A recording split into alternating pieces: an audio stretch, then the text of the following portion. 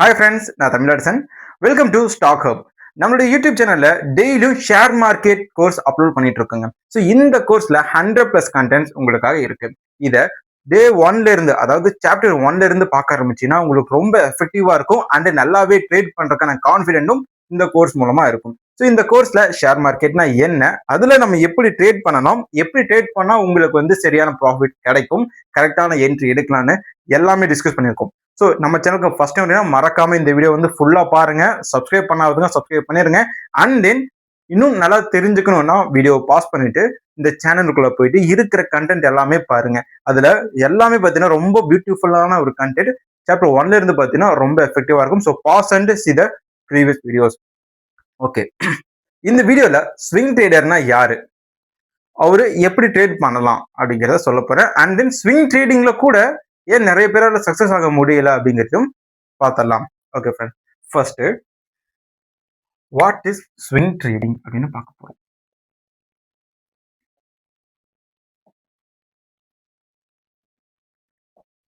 இந்த புரோக்கரேஜஸும் சரி, other social வெப்சைட்டும் பார்த்தீங்கன்னா ட்ரேடிங்கை தான் ப்ரொமோட் பண்ணுவாங்க. அதாவது ஸ்விங் ட்ரேடிங் மாதிரி இல்லை, எஃப்என்ஓ இண்டெக்ஸ் ஆப்ஷன்ஸ்ல ட்ரேட் பண்றது, இன்ட்ராடே, இதை தான் அவங்க ஃபுல்லா ப்ரொமோட் பண்ணுவாங்க.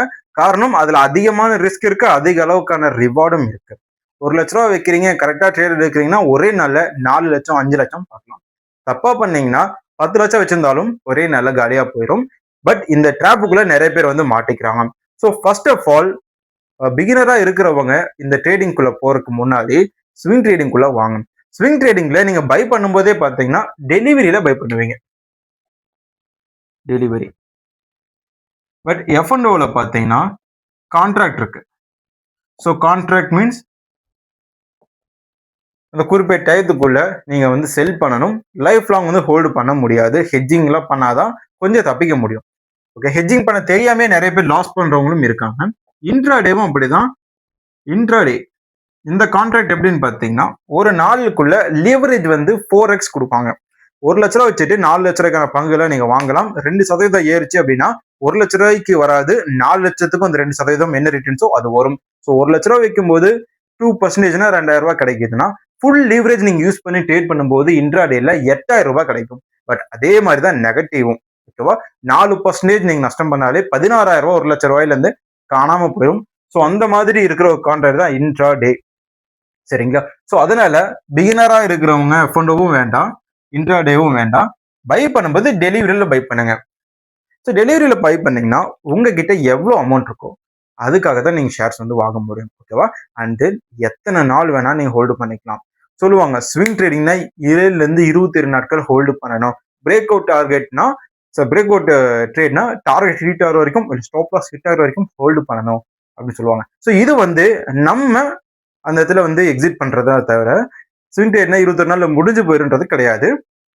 ஸோ டெலிவரியில பை பண்றீங்க, 21 நாளுக்குள்ள நீங்க வித்துட்டு வெளியே வரீங்கன்னா ஸ்விங் ட்ரேடர்.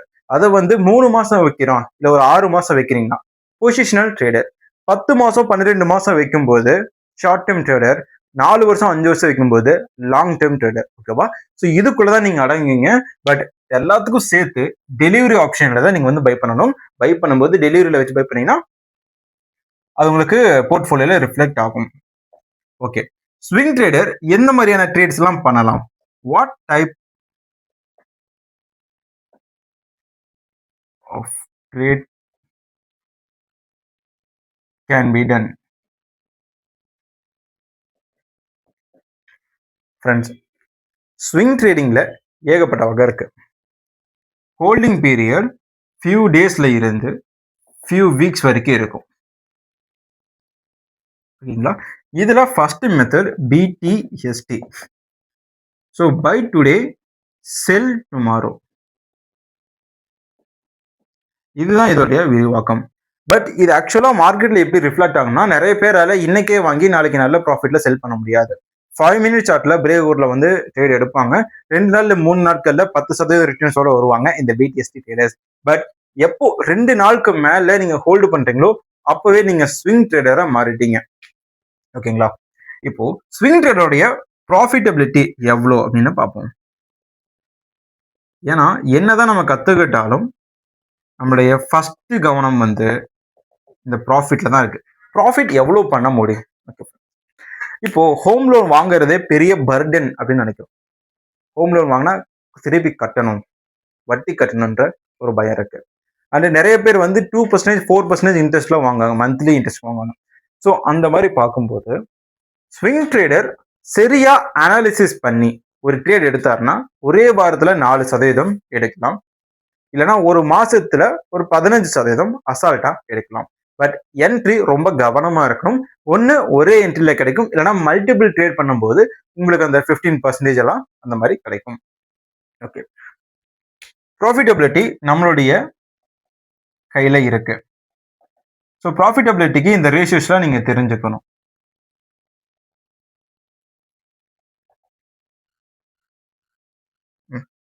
ஸோ இந்த ஆர்டர்ல தான் நமக்கு இருக்கு. நான் வந்து 1:1, 1:2 அப்படி போயிருக்கலாம். பட் எல்லாத்துக்குமே ஒவ்வொரு காரணம் வந்து இருக்கு ஃப்ரெண்ட்ஸ். இப்போ 1:3 அப்படின்னு பார்த்தீங்கன்னா ஒரு பங்கு வந்து லாஸ், 3 மடங்கு லாபம். ஓகே, 1 மடங்கு நஷ்டம், 3 மடங்கு லாபம் எதை குறிக்குதுன்னு பார்த்தீங்கன்னா, ஒரு ட்ரேட் வந்து எடுக்கிறீங்க, குறிப்பிட்ட ஒரு ட்ரேட், அதுல வந்து 5% ஸ்டாப் லாஸ் வைக்கிறீங்கன்னா உங்களுக்கு வந்து 20% அது லாபம் வந்து கிடைக்கும். ஓகேங்களா, இது வந்து 1:3 அப்படின்ற மாதிரி வரும். அண்ட் தென் 1:1 அப்படின்னு பார்த்தீங்கன்னா, சாரி 15%. 1:1 பார்த்தீங்கன்னா இப்போ 5% வைக்கிறீங்க, 5% ஸ்டாப் லாஸ், அதோட டார்கெட்டும் 5% அப்படிங்கும்போது 1:1. ஓகே, ஸ்விங் ட்ரேடரு எதுலலாம் அட்வான்டேஜஸ் இருக்கு அப்படின்னு பார்க்கும்போது முதல் பக்கத்துல இருக்கிறது வந்து ப்ராஃபிட்டபிலிட்டி. இதுல வந்து ரிஸ்க்கும் ரிவார்டும் நம்ம ஏத்த மாதிரி நிறைய பங்குகளை சூஸ் பண்ணி வச்சுக்கலாம். நமக்கு வந்து பெரிய அர்ஜெல்லாம் எதுவும் கிடையாது, ஏன்னா நம்ம யூஸ் பண்ண போறது டெய்லி சார்ட். ஸோ இந்த டெய்லி சார்ட்ல அர்ஜை இல்லாம ஒரு 4 ஹவர்ஸ் நமக்கு இந்த அனாலிசிஸ் பண்றதுக்கான டைம் கேப் வந்து கிடைக்கும். அந்த டைம் கேப்ல, அதாவது நீங்க ஒர்க் போறவங்களா இருந்தாலும் சரி, இல்ல நீங்க ஏதோ சைடு ஹசல் மாதிரி இந்த ஸ்விங் ட்ரேடிங் பண்ணாலும் சரி, இந்த 4 ஹவர்ஸ் கண்டிப்பா கிடைக்கும். அந்த 4 ஹவர்ஸ்ல நீங்க வந்து அனாலிசிஸ் பண்ணும்போது 1:3 இருக்கிற பங்குகளும் வரும், 1:8 இருக்கிற பங்குகளும் வரும். ஸோ இந்த மாதிரியான ரிஸ்க் ரிவார்ட் ரேஷியோ இருக்கிற பங்குகளை நம்ம சூஸ் பண்றதுக்கான டைமிங் நிறைய இருக்கும். அண்ட் ரூல்ஸ் அப்படின்னு பார்க்கும்போது மூணாவது பாயிண்ட் ரூல்ஸ். என்னென்ன ரூல்ஸ் இருக்கணும் அப்படின்னு பார்த்தோம்னா, இப்போ ஒரு சூப்பரான என்ட்ரி வந்து எடுத்திருக்கோம் ஸ்விங் ட்ரேடிங்ல, 100 ரூபாய் வாங்கியிருக்கோம், அதோட ஆல் டைம் ஹையா போய் ரீச் பண்ணணும்னு நிறைய பேர் சொல்லுவோம். நம்மளோட அனாலிசிஸும் அதை தான் சொல்லுவோம். பட் ஒரு ஸ்விங் ட்ரேடர் என்ன பண்ணுவார்னா, அந்த மல்டிபிள் பர்சன்டேஜஸ் வந்து அவர் நினைக்க மாட்டார். அவர் வந்து முடிஞ்ச அளவுக்கு சிங்கிள் இல்ல டபுள் பர்சன்டேஜ்ல வெளியே வர ஆசைப்படுவாரு. இப்போ உதாரணத்துக்கு 100 ரூபாய்க்கு வாங்கியிருக்காரு, ஆல் டைம் ஹை ஒரு 300 ரூபாயில் இருக்குன்னு வச்சுப்போமே. ஸோ எவ்வளோ ரிட்டர்ன்ஸ் வரும்? 3x. அப்படியே ஹோல்டு பண்ணனா 3 டைம்ஸ் அதிகமான ரிட்டர்ன்ஸ் வந்து கிடைக்கும். 1 லட்ச ரூபா போட்டால் 3 லட்ச ரூபா வரும். பட் ஸ்விங் ட்ரேடர் என்ன பண்ணணும்னா, அவருடைய டைம் பீரியட் கம்மி, 7 to 21 days. ஒரு வாரத்துல இருந்து 3 வாரங்களுக்குள்ள அவர் எடுக்கலாம். ஓகேவா? அப்படி பண்றவர் தான் ஆக்சுவலா ஸ்விங் ட்ரேடரும் கூட. இப்போ இந்த குறிப்பிட்ட நாட்களுக்குள்ள அவருக்கு எவ்வளவு பர்சன்டேஜ் வேணுமோ அதை எடுத்துட்டு வெளியே வந்துடலாம். ஒரு கேண்டில் இருக்கு, செகண்ட் கேண்டில் 7% ஏறுது, அவருடைய டோட்டல் ரிட்டர்ன்ஸ் வந்து 7% இருக்கு. அப்போ அவர் என்ன பண்ணணும்னா வெளியே வந்துடலாம். அந்த இன்னும் ரொம்ப முக்கியமான விஷயம், ஸ்விங் ட்ரேடர் ஒரு ட்ரேட் வந்து எடுத்துட்டாரு அப்படின்னா கூச்சமே படாம அதுல இருந்து வெளியே வந்துடணும். எப்படின்னா, இப்போ ஒரு பிரேக் அவுட் ட்ரேடிங் எடுத்திருப்பாரு ஸ்விங் ட்ரேடர் வந்து, பிரேக் அவுட் என்ட்ரி வந்து எடுத்திருப்பாரு. அந்த பிரேக் அவுட் என்ட்ரியில அவருக்கு வந்து ஒரு 2% மேல போன உடனே ஒரு பெரிய கேண்டில் வந்து ரிவர்சல் கேண்டில் வந்திருக்கும், ஸ்டாப் லாஸ் பாயிண்ட் வந்திருக்கும், ஸ்டாப் லாஸ் ஹிட் ஆயிருக்கும். அந்த நேரத்துல போதும் அப்படின்ட்டு வெளியே வந்துடணும். இல்ல இது வந்து சின்ன ரிவர்சல் தான், இங்கிருந்து பவுன்ஸ் ஆகும், ஹோல்டு பண்றேன் வெயிட் பண்றேன் அப்படின்னு வெயிட் பண்ணீங்கன்னா நீங்க ஸ்விங் ட்ரேடர் கிடையாது. பட் இது தவறான செயல் கிடையாது. ஏன்னா நிறைய பங்குகள் அப்படிதான் பண்ணும். நீங்க வாங்கினோடனே 100 ரூபாய்க்கு வாங்குவீங்க, அது வந்து 103 ரூபாய் போகும், 2வது நாள் அப்படியே வந்து 99 ரூபாயில நிற்கும், ஸ்டாப் லாஸ் பாயிண்ட் ஹிட் ஆயிரும். பட் இன்னும் கொஞ்சம் வெயிட் பண்ணீங்கன்னா 92 rupees வரைக்கும் போயிட்டு ஷேர் வந்து அப்படியே ஒரு 200 ரூபாய் வரைக்கும் கூட போகும். நான் நிறைய பங்குகளை இப்படி அட்ரஸ் பண்ணியிருக்கேன். ஸோ இது வந்து இன்ஸ்டிடியூஷனல் ட்ரேடர்ஸ் பண்ற ஒரு கிமிக்ஸ். அந்த கிமிக்ஸ்ல மாட்டிக்கிட்டு அவங்க வந்து ஒரு பங்குல இது நடக்கும், பட் எல்லா ட்ரேடுக்கும் அதை வந்து ஃபார்வர்ட் பண்ணுவாங்க. அப்படி பண்ணும்போது நீங்க ஃபர்ஸ்ட் ரூலை வந்து உடைச்சிடுறீங்க. ஹோல்டிங் பீரியட் 7 டேஸ்ல வந்து 20 டேஸ் கூட தான் ஹோல்டு பண்ணணும் அப்படிங்கிறது. ரெண்டாவது ரூல் என்னன்னு பார்த்தீங்கன்னா, ஸ்டாப் லாஸ் ஹிட் ஆனா வெளியே வந்துடணும். இப்போ நான் ஏன் ஃபர்ஸ்ட் ரூல்னு சொல்லி இந்த டேஸை சொல்றேன்னா, நீங்க இன்னைக்கு வேண்டாம் நாளைக்கு விற்கலாம்னு பார்க்கும்போது 21 நாட்கள் கடந்து போயிடும். ஏன்னா அது லாஸ்ட்ல போனாலோ இல்ல அந்த 99 இருந்து மேல வராம சைட்வேஸ்ல மூவ் ஆகிட்டு இருந்தாலோ உங்களால வெளியே வர முடியாது. நீங்க சைக்காலஜிக்கல் ட்ராப்ல வந்து மாட்டிப்பீங்க. ஸோ அந்த நேரத்துல நீங்க வந்து கட் பண்ணிடணும். ஸ்டாப் லாஸ் ஹிட் ஆன உடனே வெளியே வந்துடணும். அதுக்கப்புறம் என்ன பண்றதுன்னா அடுத்த ஒரு ட்ரேடை நோக்கி போகணும். ஸோ அந்த மாதிரி போகும்போது தான் நீங்க வந்து ப்ராஃபிட் பண்ண முடியும். இப்போ நீங்க ஒரு கேள்வி கேட்பீங்க, நான் வந்து எல்லா ட்ரேடும் வந்து லாஸ்ல பண்றேன் அப்படின்னா என்னோட கேபிட்டல் வந்து ரொம்ப லோ ஆயிட்டே இருக்குமே, அதுக்கு என்ன பண்றது? உதாரணத்துக்கு நான் வந்து ஒரு 10,000 ஆரம்பிச்சேன்னா இந்த மாதிரி லாஸ் பண்ணியே என்னுடைய பங்குடைய இது வந்து 8,000 வந்துருச்சு அப்படின்னா இது ஒரு நல்ல கேள்விதான். எல்லா ட்ரேடும் நம்ம நஷ்டத்துல பண்ணனா நம்மளால லாபம் பண்ண முடியாது. பட் நீங்க ஒண்ணு புரிஞ்சுக்கணும், அதுக்குன்னு தவறான முறைகள்ல பண்ணிட்டு இருந்தா லாபம் பண்ண முடியாது. ஸோ உங்களுக்கு தொடர்ந்து ட்ரேடு வந்து நஷ்டமாகுதுன்னா நீங்க என்ன தப்பு பண்றீங்கன்னு கண்டுபிடிக்கணும். ஃபர்ஸ்ட் அட்ரஸ் பண்ணணும். ப்ரீவியஸா எடுத்த ட்ரேடை வந்து செக் பண்ணணும். இதுல எந்த மாதிரி இடத்துல நம்ம வந்து என்ட்ரி எடுத்திருப்போம், ஏன் எடுத்தோன்ற கேள்வி இருக்கணும். என்ன கன்ஃபர்மேஷன் வந்து நம்ம எடுத்தோம்னு பார்க்கணும். செகண்ட், ரிஸ்க் ரிவார்ட் ரேஷியோ கரெக்டா இருக்கா அப்படின்னு பார்க்கலாம். ஃபர்ஸ்ட் 4% வச்சுட்டு ஸ்டாப் லாஸ் வச்சுட்டு நம்ம 16%க்கு நம்ம ஏன் பண்ணக்கூடாது. பேட்டர்ன் என்ன சொல்லுது, அதோட பிரேக் அவுட் பொட்டன்ஷியல் என்ன சொல்லுது, அதை வச்சுதான் நம்ம டிசைட் இருக்கணும். நம்ம 100 ரூபாய்க்கு எடுத்துட்டோம் 300 ரூபாய்க்கு போக போகுதுன்னு சொல்லி நம்மளோட ஐடியாலஜியை நம்ம வைக்கக்கூடாது. எப்பவுமே மார்க்கெட்டோடைய சைக்காலஜிக்கலை புரிஞ்சுக்கிட்டு அதுக்கு பின்னாடி தான் நம்ம ஓடணுமே தவிர நம்ம ஒரு நம்ம ஒரு டார்கெட் வச்சுட்டு பங்கு மேல போகணும்னு பார்க்கக்கூடாது. அந்த பேட்டர்ன்ஸையும் பார்த்தீங்கன்னா ஃபோர்ஸ் பண்ணி நம்ம ட்ராப் பண்ணக்கூடாது. புரிஞ்சுதா? ஸோ ஓகே, இப்போ நம்ம இதுல என்னென்ன பார்த்துக்கணும்னு பார்த்தீங்கன்னா, ஸ்விங் ட்ரேடிங்னா என்னன்னு பார்த்தோம்.